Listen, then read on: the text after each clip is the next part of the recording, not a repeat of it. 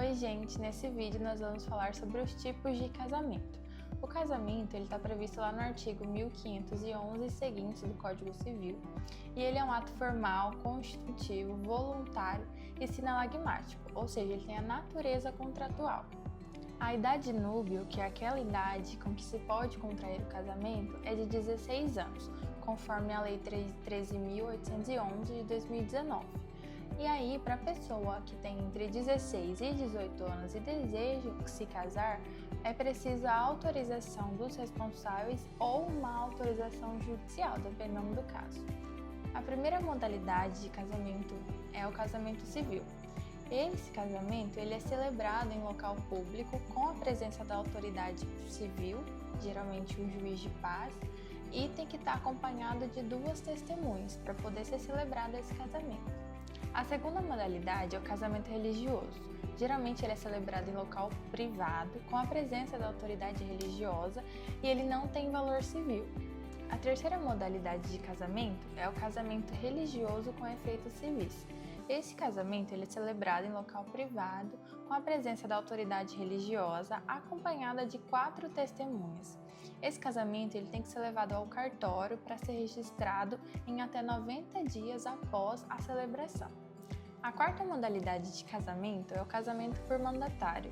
É aquele tipo de casamento em que uma das partes é ausente no cartório e ele assina uma procuração para que uma pessoa possa representá-lo. Essa procuração tem validade de 90 dias a partir da assinatura do ausente para que o casamento seja celebrado.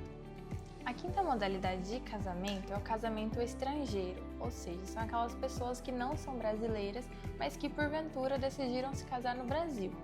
Essa modalidade de casamento ela vai seguir as mesmas regras do casamento civil, celebrado em local público, com a presença da autoridade pública, acompanhado de 2 testemunhas. A sexta modalidade de casamento é o casamento consular, celebrado por autoridade consular de brasileiros que estão no estrangeiro. Esse tipo de casamento ele tem que ser levado a registro no cartório de registro civil em até 180 dias após a celebração do casamento. E o termo de casamento tem que ser transcrito. A transcrição nada mais é do que um registro especial no Brasil de um casamento que foi celebrado no exterior. A sétima modalidade de casamento é o casamento não culpativo, ou seja, é aquela pessoa que está em iminente risco de morte. Ela vai morrer e ela deseja se casar antes de que isso aconteça. E não havendo autoridade pública por perto, uma terceira pessoa pode celebrar esse casamento na presença de 6 testemunhas.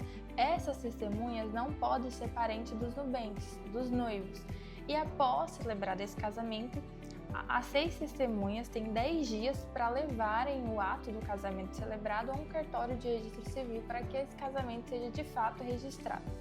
A oitava modalidade de casamento é o casamento por moléstia grave. É aquela pessoa que está muito doente que ela não consegue se deslocar até o cartório de registro civil para seu casamento ser celebrado. Então a autoridade pública ela vai até o local onde o nubente, enfermo está e celebra o casamento na presença de 2 testemunhas. São as mesmas regras do casamento civil, com a diferença de que a autoridade pública vai até o local onde o nubente enfermo está. A nona modalidade de casamento é o casamento putativo. É aquele casamento em que uma das partes contraiu de má fé. É aquele casamento que é eivado de vícios e que ele pode ser anulado ou anulável.